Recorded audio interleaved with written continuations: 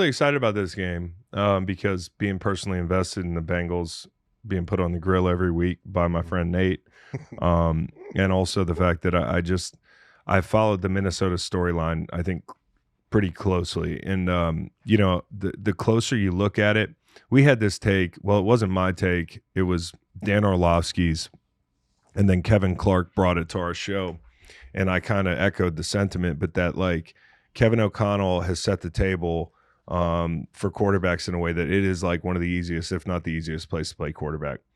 And I think I'm being a little lazy. I think like what we've seen over the first 2 weeks, at least assuming that it's always going to be easy to play quarterback in Minnesota. Like when you look back at it, 2022, he had Cousins. They go to the playoffs. 23, Cousins, Mullins, Dobbs, Hall. That's obviously Cousins getting hurt, popping his Achilles halfway through the season.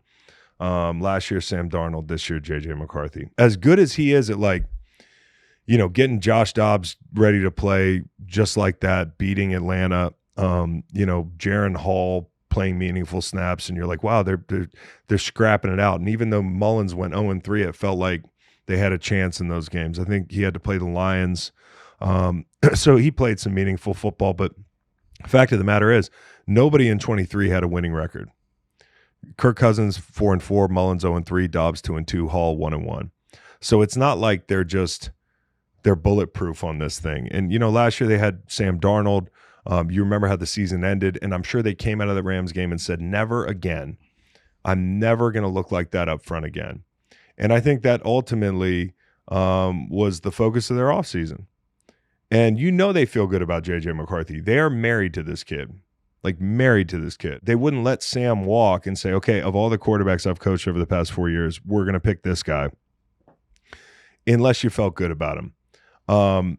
The offensive line in 23, the offensive line in 24, it was pretty much the same group. Darrisaw, Risner, Brendel, that was the big difference. Bradbury, Ed Ingram, Brian O'Neill. Okay, left to right. In 2025, that group has gotten worse.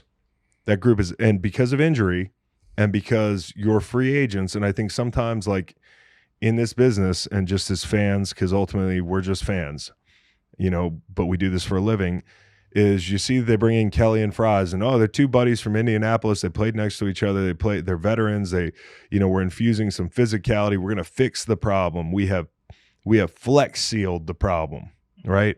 You still got O'Neill. Darrisaw is going to be back at some point. Probably this week. Yep. We got a rookie left guard in Jackson, who last week looked lost sorting games. But I guess the point is, like, this is a bad group right now as it stands. And if Darrisaw gets back, maybe it gets better. But this offensive line, when you look at the fact that they majored in outside zone, okay, a lot of that has to do with Christian Darrisaw. The thing they major in the run game, they're not able to do to the same level of efficiency because they're down guys. They can't protect. They don't have their number 2 wide receiver. And I've talked about, like, where are J.J. McCarthy's easy outs? Where are his hots? Where's the quick game? I saw something this week where they're bottom 3 in the league in quick game concepts used through 2 weeks. That's kind of malpractice. And it flies in the face of it's the easiest place to play quarterback in the NFL. So when you look at the personnel issues they have, it's pretty explainable. And when you look at the offensive line issues they have, it's very explainable. And now they're down Aaron Jones. I would assume you're going to see a lot of Jordan Mason. You're going to see a lot of run game. You also have to remember, you got Darrisaw coming off an injury. Fries fractured his right leg in October. Darrisaw hasn't played in almost 10 months since that terrible mistake, playing him before the half, backed up on your own goal line. You said it costs a coach of the year. Take a knee. The troubling thing is you got personnel issues. You have some scheme issues right now. And now you're going to roll out Carson Wentz, who last time we saw him in Week 18 didn't look great last year. And I know it's a meaningless game, but it's been a while since we saw the Carson Wentz that we all knew and loved in 2017. And, I think this is an opportunity for Minnesota to pivot a little bit schematically and say, hey, it's going to be a month. Like when a guy's out for a game and you got a spot starter, you do things to build him in, but you don't change the whole offense. teams like Cincinnati, teams like Minnesota, they're going to be without their guy for a little bit. You can make some adjustments and spend some extra time. I think one of the adjustments would be more RPOs. We know that from Carson's history. Philly in 17, he was in Kansas City last year. Like, I believe that might be one of the solutions this week for Minnesota. And for Browning, shit, he beat Minnesota. Now, that defense wasn't as good as this defense, in my opinion. He beat them in 23 at home. But that was B-Flow, and he threw 2 touchdown passes late in that game, and I think they won that game in overtime. So Browning just has to, and I'll repeat, don't look at Joe Burrow in meetings every day and try to be Joe Burrow. The offense is going to change. They're going to be under center more. They're going to run the ball more. They're going to use more tight ends. They should go more quick game. He's still going to take shots. Take him on the sidelines, man. Stay out of the middle of the field. I think you probably love your matchups with the Minnesota corners, but just be careful because if the defense is opportunistic, which it has been, the takeaways have kept them afloat. Carson's going to give them at least one. They have stopped the run. That's a good thing. This week, that'll be big. You take away Justin Jefferson, you force the ball somewhere else, and you try to force turnovers. You pack the coverage inside the numbers and try to make Carson throw the ball outside. This is a spot where actually, surprise, surprise, kind of like the Bengals to figure it out. Well, what Penix did, highlighted by the broadcast, was got it out immediately. Yep. Didn't set the world on fire, but also won the game by 16 points. Fax, you will entertain a conspiracy. Mm-hmm. What say you about a potential fake high ankle for J.J. McCarthy? That he's not quite ready, that 3 of the starters are questionable on the offensive line. I'll take it even a step further. That's interesting, guys. He wants to stay home with his newborn child, which I don't Forget which this I don't football hate. thing. Which I don't hate. If you think about it, a lot of other American companies now, it's 2020. You get paternity leave. You get the husbands, they get 3 months off, paid 3 months off. So, realistically, we hear about how Kawhi was quote unquote hurt until he got his under the table money. So this wouldn't be the craziest thing. Where'd you hear this? Paternity leave or fake high ankle? Fake high ankle. It's out there. It's on the Is it? It's on the internet. That's interesting. That's Like- an interesting conspiracy Like Kevin theory. O'Connell, Galaxy Brain. He's not ready to do what we need him to do. Not in this offense. The for all the protection, reasons, yeah. the protection's not yet adequate. I'm the backup veteran quarterback whisperer. We can do better with the other guys. Also, or not. Carson's like he's a crash test dummy.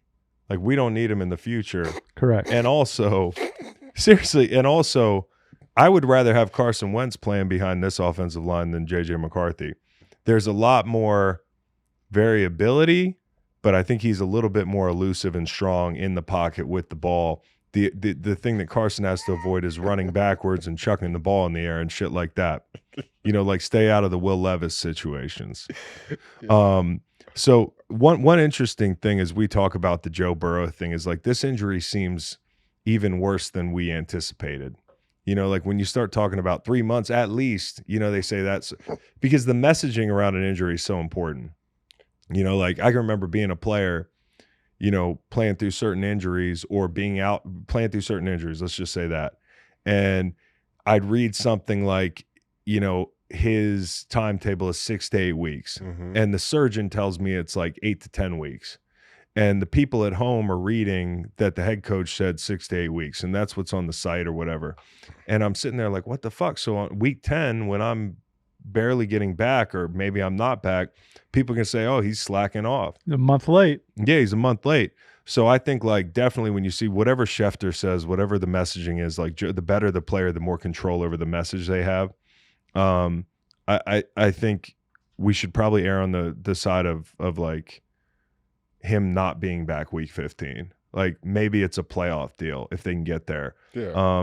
And I was think just about to say there's a huge chance that like if they don't make the playoffs, we might not see Joe Burrow again this season. You're right. Like, and at that point, we're talking about a quarterback for everything that he is. He's almost 30. And boy, did that happen just like that. And I also think like when we talk about the mismanagement of Joe Burrow, I acknowledge that part of it is on him for sure, where it's like, hey, this is the offense you want to run. It's like, it's 5 out in the route and you're going to hold the ball and go for the jugular. There's also the fact that the offensive line has been a bottom 5 unit pretty much every year he's been under center there. But the irony is they're top 3 in cap dollars allotted on the offensive line between 22 and 24. And as you look at this, it's not for a lack of trying. But if Burrow misses the next 12 weeks and comes back week 15, he'll have played in 74 out of 100 of his professional games. Andrew Luck retired after 7 seasons. He played in 85 of his 112 games. So Luck retired having played 77% of his snaps. Burrow's 70%, Yeah. or 74%. So, like we're kind of on that track. And I don't think Burrow's the type of guy that's going to walk away. I'm not making some like, hey, Luck. I might have walked away if I was fucking Andrew Luck. I'll tell you that much. Yeah. But I feel for Burrow because he's watching his career go by. When you start looking at 30, like quarterbacks play late into their 30s, and there's no reason to think he wouldn't be able to do that. But these injuries just mount and mount. And it's the attrition of like the mind too, of like, just every time you take the field, like what's going to go wrong? Because he's had bad luck. He's had some bad luck. Some of it's been bad luck. Yeah. How many times do you see a tackle bullet into a quarterback on a weekly basis? Well, he tore ligaments in his wrist doing that last year. I mean, it wasn't great protection, but we see worse protection all over the place. The calf, that sort of thing. It's not all him just getting planted into the turf. He's had some injuries. He seems to be a little injury prone, which you can't control. Yeah, that sucks when that happens. Yeah, you can't control that. Some guys, I don't know what it is. Some guys, they do everything that you need to off the field, nutrition-wise, stretching. And it's someone like Joe Burrow, he has money for special trainers to do all this stuff. And it's not like guys want to get hurt, but somehow they find their way on the injury list or always in the training room. One thing they can do while he's out is focus on longer drives. Focus on possessing the football. By virtue of taking less shots, by virtue of being less aggressive, you can string your drives out. Throw the ball to Jamar Chase in the flat, which is something they do anyways. Work the tight ends, screen game, give the ball to Chase Brown. I think they can live that way, and it might help their defense, honestly, because the longer that group's not on the field, as scrappy as they've been, the better. Orlando Brown, Ted Karras, Marius Mims. For the casual football watcher, it's names I hear you with regard to the offensive line, but it's not as if they ignored it, and it seems like they listened to their star player when he preferred signing T. Higgins. And that's the part to me where it's like, okay, that's on the quarterback. Like, it's not all on the quarterback.